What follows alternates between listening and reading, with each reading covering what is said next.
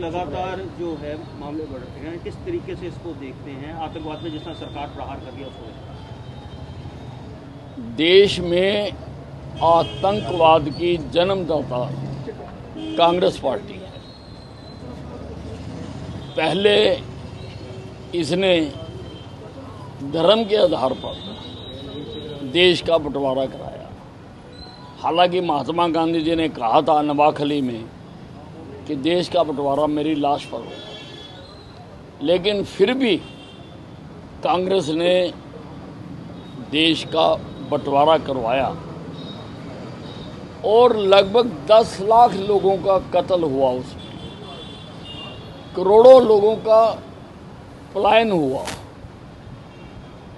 तो पाकिस्तान तब से हमारे साथ दुश्मनी रखे हुए। फिर इन्होंने कश्मीर में धारा 370 लगा दी। धारा 370 लगने से कश्मीर में आतंकवाद उपजा है और अपने 55 साल के शासन काल के दौरान इन्होंने आतंकवाद को खत्म करने के लिए कोई कार्रवाई नहीं की। हमारी सरकार ने आने के बाद कश्मीर से धारा 370 को हटाया है और अब वहाँ पर आतंकवाद की गतियों में बहुत ज़्यादा गिरावट आई है। और अभी ऑपरेशन सिंदूर में पाकिस्तान को जो उनके आतंकवादी अड्डे थे, पहले कभी किसी सरकार ने नहीं किया, नरेंद्र मोदी जी ने किया, उनको टारगेट करके उनके अड्डों को उड़ाया गया है आतंकवाद को ख़त्म करने के लिए। और भी उनके एयरबेस भी उड़ाए हैं, एयर डिफेंस सिस्टम भी उड़ाया है। लेकिन इस युद्ध का हमारा टारगेट जो था वो आतंकवादी अड्डों को तबाह करना था, जो आज की पहली किसी भी सरकार ने नहीं किया। राहुल गांधी ने कहा है कि उनके पास ऐसे सबूत है, अगर वो दिखा दें तो चुनाव आयोग जैसी संस्था का कोई अस्तित्व ही नहीं रहेगा। देखिए, राहुल गांधी जी को झूठ बोलने की आदत पड़ चुकी है। राहुल गांधी जी और कांग्रेस की एक नीति बनाई है कि देश की जितनी भी संवैधानिक संस्थाएं हैं उनके खिलाफ जिहाद छेड़ा हुआ है। अब वो चुनाव आयोग को एटम बम से उड़ाने की बात कर रहे हैं।